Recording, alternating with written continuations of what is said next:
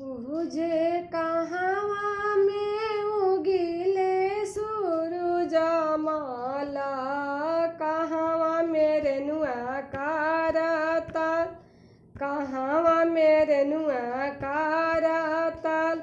उजे कहवा में उगिले छठिया मैया, जिनकर दुनिया साना सार, जिनकर दुनिया साना सार। उजे पूर्व में उगिले सूरज माला, पश्चिम रेणुआ करतल, पश्चिम रेणुआ करतल।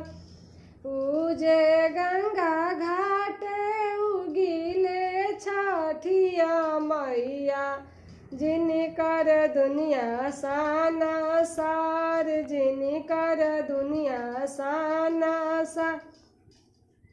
उजे कथिले मनैबा सूरज माला, कथिए मनैबा करता, कथिए मनैबा करता। उजे कथिले मनैबा छठिया मैया, जिनकर दुनिया साना सार, जिनकर दुनिया साना सार। उजे लाडूले मनैबा सूरज माला, घिवले मनैबा करतल, दूधले मनैबा करतल।